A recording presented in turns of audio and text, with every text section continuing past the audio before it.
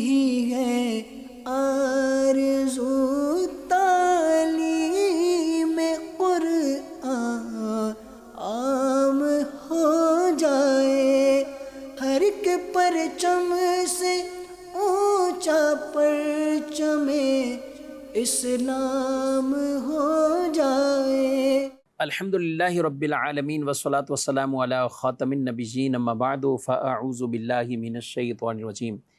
بسم اللہ الرحمن الرحیم، الصلاة والسلام علیک یا رسول اللہ وعلی آلک واصحابک یا حبیب اللہ، الصلاة والسلام علیک یا نبی اللہ وعلی آلک واصحابک یا نور اللہ۔ مدنی چینل کے ناظرین، پروگرام قرآنی صورتوں کا تعارف، اس میں آپ کو خوش آمدید کہتے ہیں، مرحبا کہتے ہیں۔ اللہ رب العالمین ہم سب کو قرآن مجید کا فہم، علم اور قرآن پڑھنے سمجھنے کی توفیق عطا فرمائے۔ ناظرین کرام، اس پروگرام میں ایک صورت مبارکہ، اس کا تعارف، پس منظر یہ پیش کیا جاتا ہے۔ آج ہم جس سورہ مبارکہ پر گفتگو کریں گے، سورۃ العلق، جس کے ابتداء میں شروع میں اقرأ کے کلمات ہیں، بڑی مشہور اور معروف صورت ہے، بلکہ مسلمان جانتے ہیں کہ قرآن مجید کی سب سے مقدم اور سب سے پہلی اترنے والی، نازل ہونے والی جو صورت ہے، سورہ علق کی ہی ابتدائی 5 آیات کی تعداد بیان کی گئی۔ یہی وجہ ہے کہ ترتیب نزول کے اعتبار سے اس سورہ نمبر 1 ہے، یعنی 1 ہے، یہ 1 نمبر پر ہے، اور ترتیب تلاوت کے اعتبار سے یہ 96 نمبر پر ہے، 96۔ یعنی قرآن مجید فرقان حمید کی جو صورتیں ہیں، ایک ترتیب تو وہ کہ جو مصحف شریف قرآن پاک کی صورت میں ہمارے پاس موجود ہے، اور ایک ترتیب وہ ہے کہ جو مصحف شریف نہیں بلکہ حسب حال جو نازل ہوتا گیا۔ تو سب سے پہلے جو نازل ہونے والی آیتیں وہ سورہ علق کی ابتدائی آیتیں ہیں۔ علق چونکہ اسی کے اندر ہی علق کا کلمہ یہ موجود ہے، ویسے علق یہ خون کے لوتھڑے کو کہتے ہیں، اور انسان کی تخلیق کا بھی اللہ پاک نے ذکر فرمایا ہے۔ اسی طریقے سے انسان کے مال یا دیگر وجوہات کی وجہ سے اللہ کی جو ناشکریوں میں پڑ جاتے ہیں اور تکبر کرتے ہیں، ان کی مذمت بیان کی، ابو جہل کی بھی مذمت بیان کی، اور اسی سورہ مبارکہ کے آخر میں سجدہ تلاوت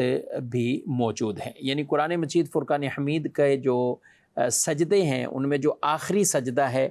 وہ سورہ علق کے اندر موجود ہے۔ سجدوں کا سلسلہ سورۃ الاعراف کی آخری آیت یعنی 9ویں پارے سے شروع ہوتا ہے، سورہ انفال سے اوپر، اور سورہ اعراف کی آخری آیت سے، اور پھر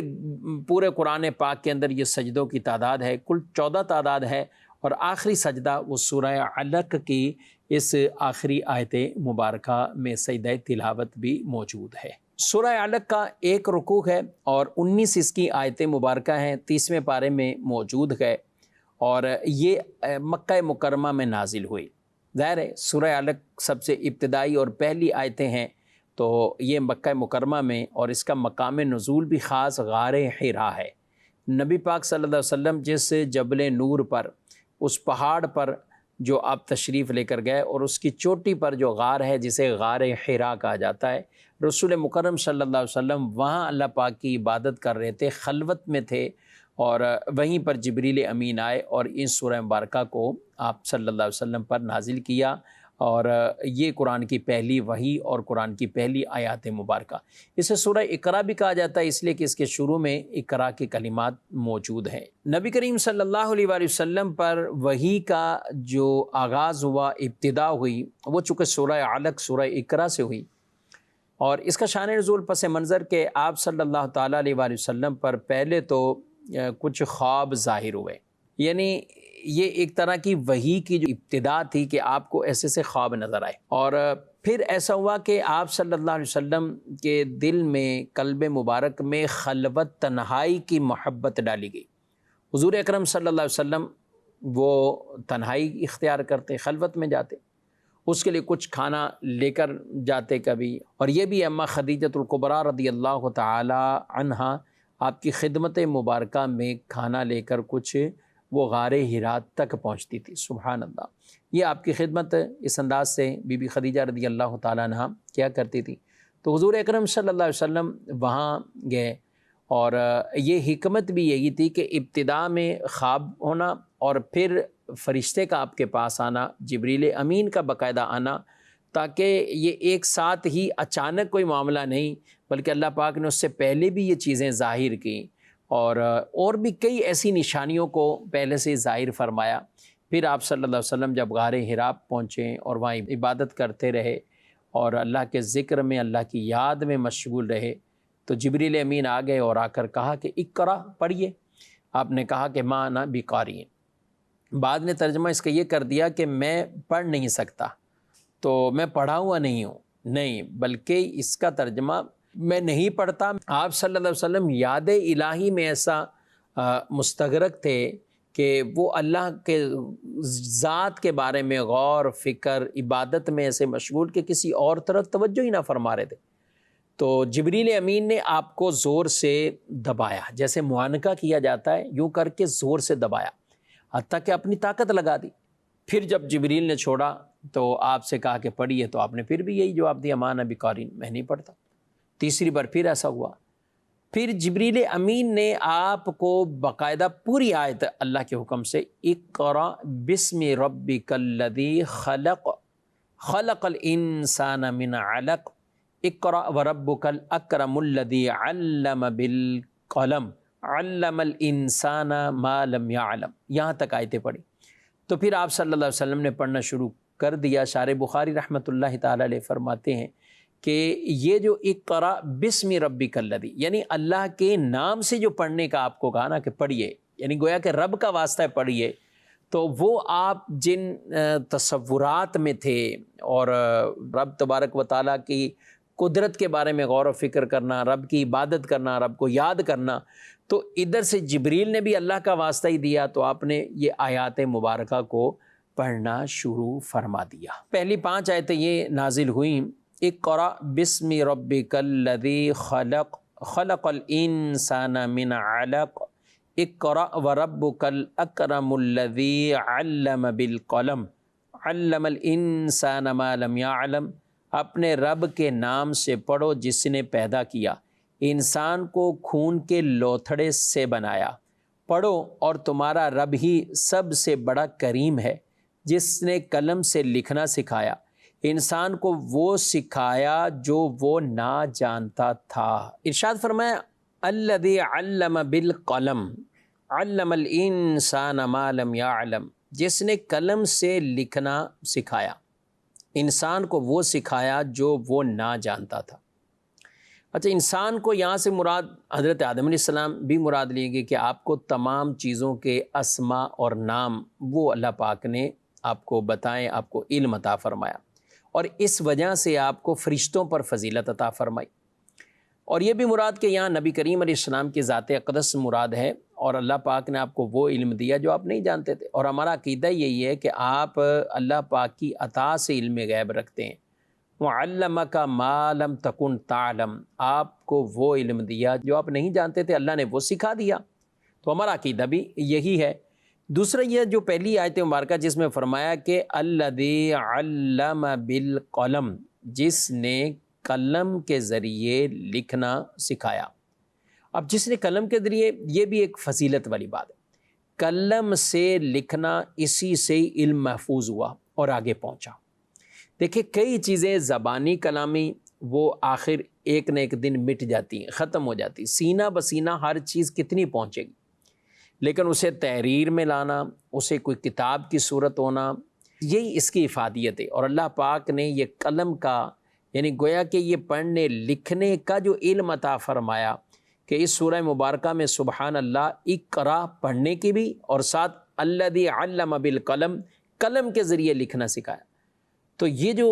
محفوظ ایک طریقہ کہ صحابہ کرام علیہ مردوان سے کتابت کے باقاعدہ یہ معاملہ چلتے ہیں۔ آپ صلی اللہ علیہ وسلم نے علم کو قید کرنے کا فرمایا، تو پوچھا گیا قید کیسے کریں؟ فرمایا لکھ کر۔ حضرت عبداللہ بن عامر رضی اللہ تعالیٰ عنہ، آپ باقاعدہ نبی کریم صلی اللہ علیہ وسلم کی حدیثیں لکھا کرتے تھے۔ تو کسی نے ان سے کہا کہ آپ ہر بات ہی لکھ لیتے ہیں، آپ ہر بات ہی لکھ لیتے ہیں۔ کبھی رسول اللہ صلی اللہ علیہ وسلم وہ جلال میں، جمال میں، کبھی کس حالت میں، تو آپ ہر بات ہی حضور کے لکھ لیتے ہیں۔ تو ایک دن نبی پاک علیہ السلام کچھ فرما رہے تھے، تو وہ بیٹھ گئے، کچھ نہیں لکھ رہے۔ تو آپ نے پوچھا کیوں نہیں لکھ رہے؟ تو انہوں نے عرض کی یا رسول اللہ صلی اللہ علیہ وسلم مجھے کچھ اصحاب نے یہ کہہ دیا تھا کہ نبی پاک کبھی کس کیفیت میں کبھی کس، تو آپ ہر بات لکھ لیتے ہو، تو میں نے اس لیے لکھنا چھوڑ دیا۔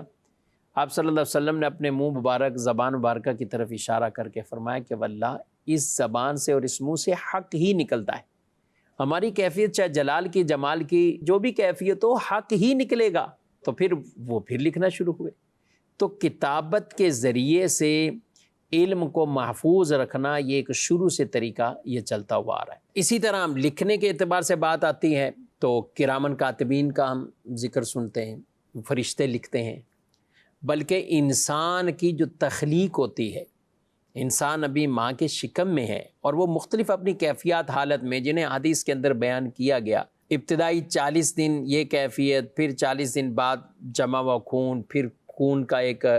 لوتھڑا، خون جمع ہونا، پھر گوشت بن جانا، اور یہ جو مراحل گزرتے ہیں حدیث میں سے بیان فرمائے، ایک حدیث میں 40 کا ذکر ہے، ایک میں 42 کا ذکر، کہ یہ مختلف جو گزرتے ہیں احوال، اور پھر یہ گویا کہ جب 4 مہینے کا ایک عرصہ وہ گزر جاتا ہے تو 40 یعنی 3 مرتبہ 40 دن گزرتے ہیں، تو پھر اللہ پاک فرشتے کو باقاعدہ بھیج دیتا ہے، تو وہ فرشتہ اس کے بارے میں اللہ کے حکم سے لکھتا ہے کہ یہ مذکر ہے مؤنث ہے، یہ لڑکا ہے یا لڑکی ہے، یہ شقی ہے یا سعید ہے، خوش بخت ہے یا بدبختی ہے، اس کا رزق کتنا ہے، اس کی عمر کتنی ہے، یہ ساری چیزیں فرشتہ اس کے بارے میں وہ لکھ دیتا ہے۔ تو یوں کہہ لیں کہ قلم سے لکھنے کا جو یہ بھی اللہ پاک کی ایک عظیم نعمت ہے،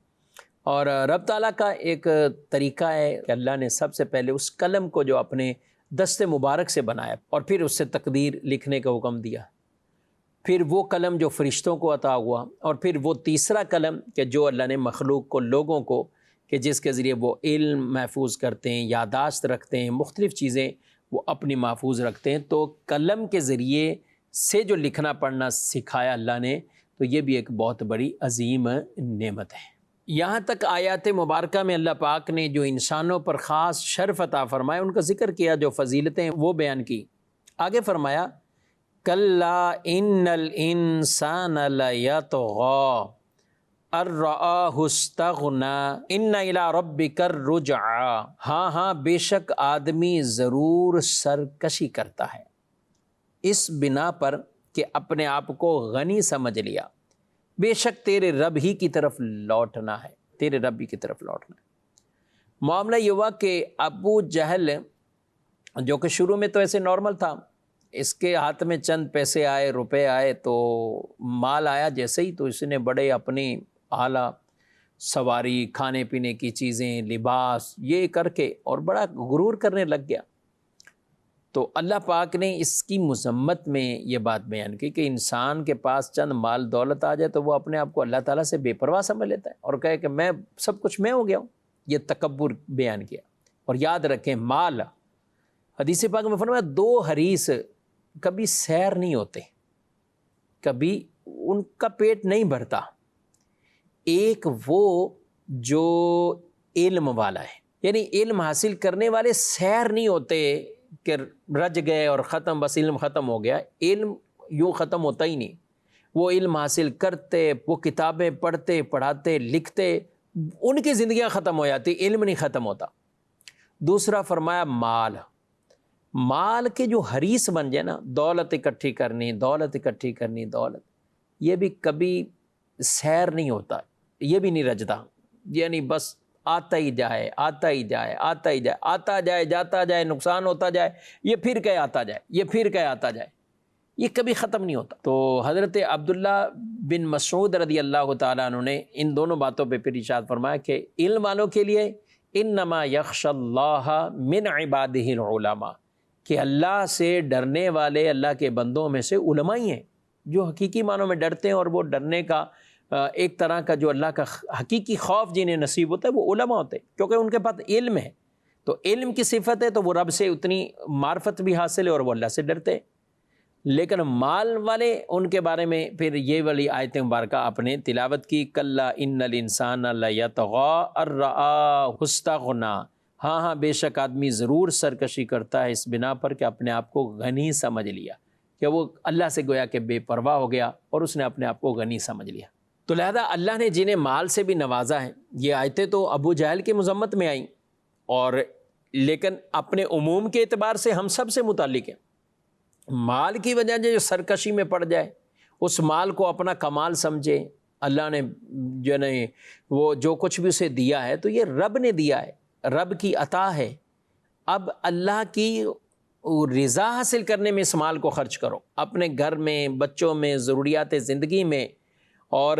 اسی طرح اللہ کی راہ میں خرچ کرنا۔ یہ نہیں کہ آدمی کو مل گیا اور وہ کنجوس بخیل ہو کر بیٹھ جائے، اللہ کی راہ میں اپنے مال کو بھی وہ خرچ کرتا رہے۔ مزید آگے آیت نمبر 9 اور 10 میں ارشاد فرمایا، اَرَأَيْتَ الَّذِي يَنْهَى عَبْدًا إِذَا صَلَّى،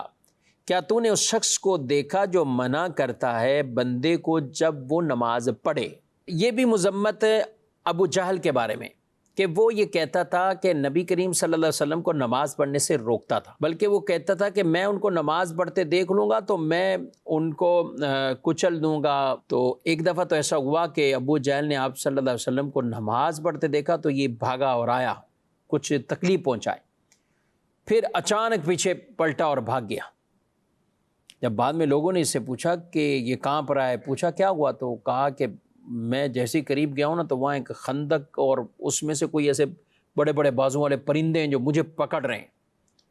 تو میں ڈر کے خوف کی وجہ سے پیچھے بھاگ آیا۔ تو آپ صلی اللہ علیہ وسلم نے بعد میں اصحاب سے جو ارشاد فرمایا تھا کہ آج اگر ابو جہل اس کے ارادے سے آگے بڑھتا تو فرشتے اس کا عضو کاٹ کے رکھ دیتے۔ تو یہ بھی جو آیت مبارکہ اَرَأَيْتَ الَّذِي يَنْهَى، کیا آپ نے دیکھا اس کو کہ جو منع کرتا ہے، عبداً اذا صلی،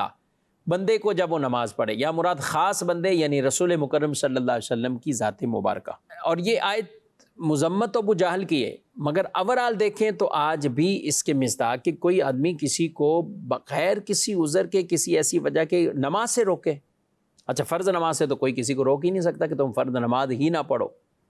نماز تو پڑھنی ہے، اپنے وقت پر اسے پڑھنی۔ تو لہذا کوئی بھی ایسا عمل کرنا کہ جس سے نماز سے روکنے والے پائے جائیں گے تو اس کی ضرور ممانعت موجود ہے۔ قرآن میں اللہ فرماتا ہے وَمَنْ أَظْلَمُ مِمَّنْ مَنَعَ مَسَاجِدَ اللَّهِ أَنْ يُذْكَرَ فِيهَا اسْمُهُ وَسَعَى فِي خَرَابِهَا أُولَئِكَ مَا كَانَ لَهُمْ أَنْ يَدْخُلُوهَا إِلَّا خَائِفِينَ لَهُمْ فِي الدُّنْيَا خِزْيٌ وَلَهُمْ فِي الْآخِرَةِ عَذَابٌ عَظِيمٌ۔ اور اس سے بڑھ کر ظالم کون ہوگا جو اللہ کی مسجدوں کو اس بات سے روکے کہ ان میں اللہ کا نام لیا جائے اور ان کو ویران کرنے کی کوشش کرے۔ انہیں مسجدوں میں داخل ہونا مناسب نہ تھا مگر ڈرتے ہوئے، یعنی ظلم کرتے ہوئے نہیں، ڈرتے ہوئے۔ ان کے لیے دنیا میں رسوائی ہے اور ان کے لیے آخرت میں بڑا عذاب ہے۔ آگے آیت مبارکہ کی طرف مزید بڑھتے ہیں، آیت نمبر 11 اور 12 اللہ پاک فرماتا ہے اَرَأَيْتَ إِن كَانَ عَلَى الْهُدَىٰ أَوْ أَمَرَ بِالتَّقْوَىٰ، بھلا دیکھو تو اگر وہ ہدایت پر ہوتا یا پرہیزگاری کا حکم دیتا تو کیا ہی اچھا ہوتا۔ یعنی ابو جہل کی مذمت میں یہ کہ محبوب آپ دیکھو تو اگر وہ ہدایت پر ہوتا، یعنی ابو جہل یہ ایمان لے آتا، مسلمان ہو جاتا، مومن کا درجہ، پھر اول ترین مومنین کا درجہ پاتا، آپ کا صحابی بن جاتا، اور لوگوں کا کے اندر بھی ایک اللہ ظاہری سرداری بھی عطا فرما دیتا، یعنی بلند مرتبہ عطا فرما دیتا۔ اوائل میں جو مسلمان ہوئے تو ان کی شانیں جدا ہوتی، تو اگر وہ یہ کرتا، ہدایت اختیار کرتا، تقوی کا حکم دیتا تو پھر اللہ اسے کیا شانیں عطا فرماتا۔ لیکن چونکہ وہ بدنصیبی کہ وہ ایمان نہ لایا بلکہ دشمن ہی بن کے رہا، اور جسے روایات میں اس امت کا فرعون کہا گیا، اور اس نے آخری دم تک وہ دشمنی اور بالآخر واصل جہنم ہوا، اور بدر کے اندر وہ مارا گیا اور واصل جہنم ہوا، جس پر نبی کریم علیہ السلام نے بدر میں جتنے بھی کفار مارے گئے تھے ان کے کنویں پر جس میں ان کی لاشیں ڈالی گئی تھی کھڑے ہو کر آپ نے کلام کیا تھا کہ تم نے کیا رب کا وعدہ سچا پا لیا؟ میں نے تو اپنے رب کا وعدہ سچا پا لیا، یعنی اب تمہیں عذاب ہی ہے اور وہ عذاب تمہیں ملتا رہے گا۔ آگے اللہ پاک نے ارشاد فرمایا ارائیت ان کذب وتولی الم یعلم بان اللہ یری کلا لئن لم ینتہ لنسفعا بالناصیہ ناصیۃ کاذبۃ خاطئہ۔ بھلا دیکھو تو اگر اس نے جھٹلایا اور منہ پھیرا تو کیا حال ہوگا؟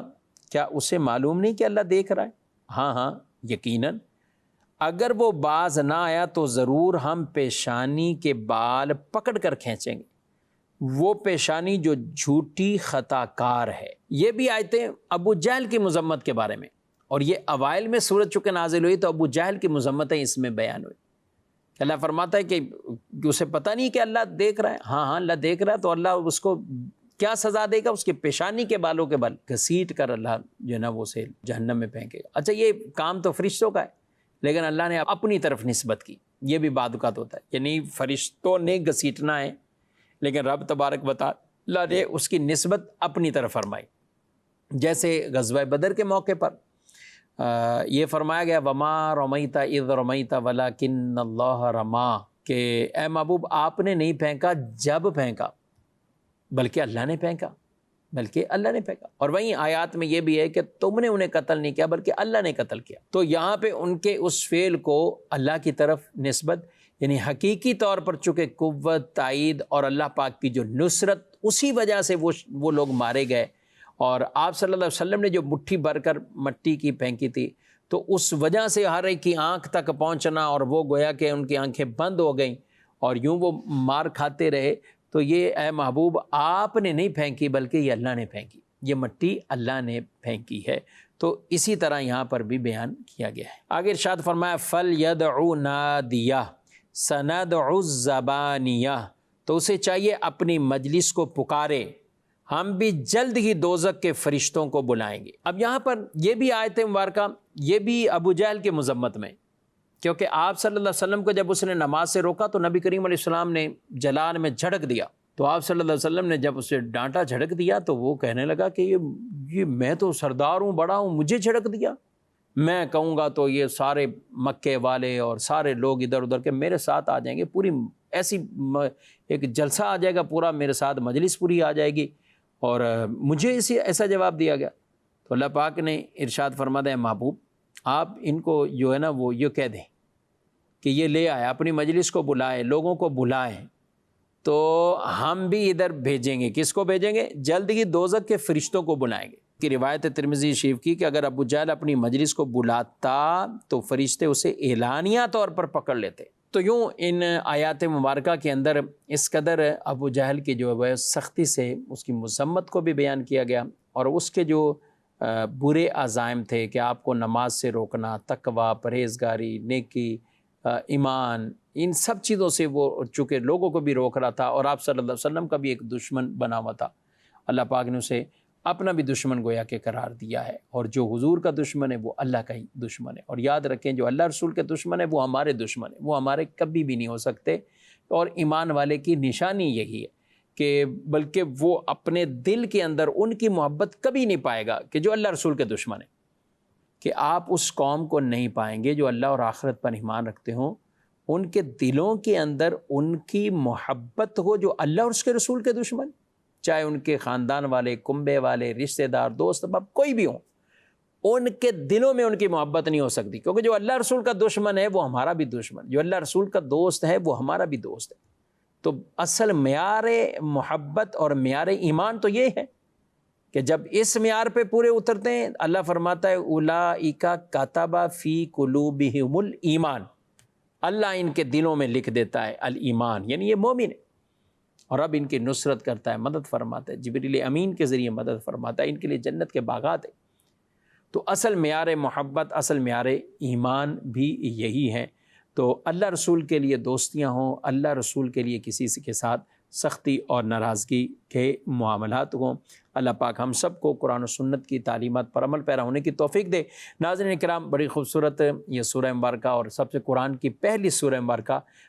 سورہ علق، سورہ اقرا، اس کی چند آیات کا درس بھی ہم نے سنا۔ اللہ ہمیں قرآن کا فہم بھی عطا فرمائے اور قرآن پڑھنے، سمجھنے، عمل پیرا ہونے کی توفیق دے۔ آئندہ پروگرام میں سورۃ القدر کے حوالے سے انشاءاللہ ہم درس سنیں گے۔ پروگرام کا وقت اختتام کو پہنچا ہے، آپ سے اجازت چاہتے ہیں، فی امان اللہ۔ یہی ہے آرزو تعلیم قرآن عام ہو جائے، ہر ایک پرچم سے اونچا پرچم اسلام ہو جائے۔